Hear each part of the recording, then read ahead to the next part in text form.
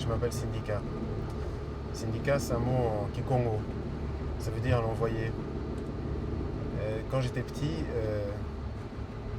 mes amis, mes grands cousins comprenaient l'envoyé dans le sens le petit qu'on envoie chercher du coca au coin. Et finalement, après, c'est mon père qui dit non, l'envoyé, c'est Emmanuel, c'est l'envoyé de Dieu. Et là, disons, la perspective a changé.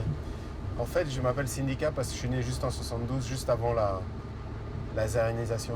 On a eu un phénomène culturel chez nous qui était très fort, qui était un peu dans le registre de la révolution culturelle maoïste en Chine. Et là où la décision politique qui avait été prise à l'époque, c'était d'abord une forme d'égalitarisme, c'est-à-dire tout le monde allait à la même école et tout le monde allait en uniforme. Les garçons n'avaient plus le droit de porter, et les hommes n'avaient plus le droit de porter des cravates.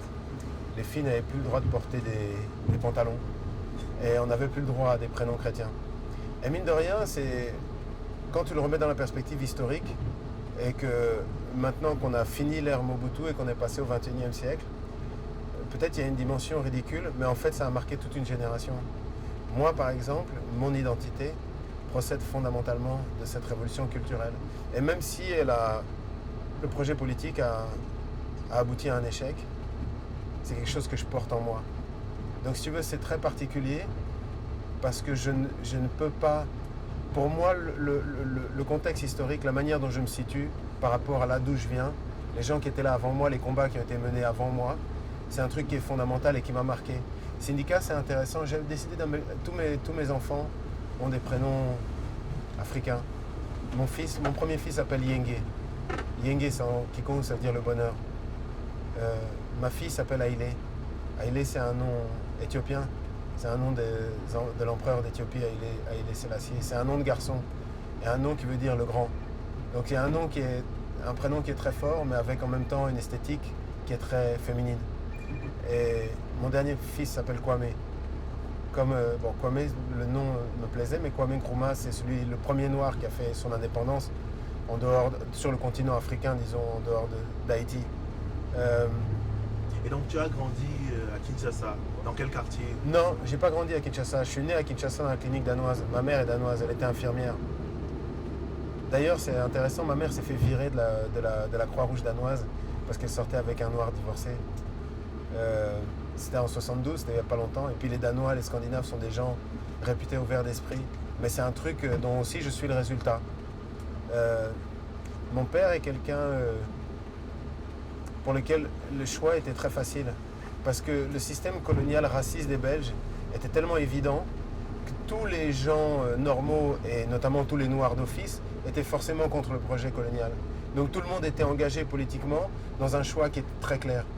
Aujourd'hui, moi je suis l'héritage de cette lutte-là parce que quelques années plus tard, on se rend compte que même si apparemment sur le papier, il y a un succès qui est quand même l'indépendance, l'affirmation de soi, dans les résultats, il y a un grand échec. Aujourd'hui, il y a un sondage, je crois, que j'ai vu l'année dernière à Kinshasa, là où il y a pratiquement 20% des gens qui disent qu'il faudrait retourner à la colonie belge. Il y a quelque chose qui m'a complètement choqué, que j'ai vu à Kinshasa il y a un an avant les élections. Je ne sais pas quel fou ou quel imbécile on avait comme ministre de la Culture à l'époque. Il faudrait que je retrouve son nom, mais j'aime pas accuser les gens en l'air. Je suis arrivé à Kinshasa, j'ai vu qu'ils étaient en train de porter la statue du roi Léopold sur son cheval et ils voulaient la remettre. Et ils l'ont remise au bout de sur nos Champs-Élysées à nous, sur notre place de l'Étoile à nous. Et je crois en bout de la matinée, ils ont dû l'enlever. Mais c'est de dire quand tu perds la dimension historique, dans quel genre de danger est-ce que tu te retrouves? Et ça, c'est quelque chose que cette expérience du passage un peu brutal et assez raté finalement entre le Zaïre et le Congo démocratique. Là, on a dit en 96, on est libéré. Si on est libéré de notre histoire, c'est-à-dire s'il s'agit de renier tout ce qu'on a vécu et tout ce qu'on a tenté sous l'époque Mobutu, et même avant, j'ai l'impression que Mobutu a voulu renier un peu l'époque Lumumba et de l'indépendance, là où lui n'était pas vraiment au top. Ensuite, Kabila père a voulu renier Mobutu. Quelque chose que je trouve intéressant maintenant qu'on est en train de vivre dans le Congo contemporain, c'est qu'on a un président Joseph Kabila Kabange qui a mon âge, il a 35 ans, 36 ans, Il a pris comme Premier ministre le vieux Gizenga qui était le bras droit de Lumumba, donc pire ennemi de Mobutu. Et il a pris comme deuxième personnalité du gouvernement le fils aîné de Mobutu.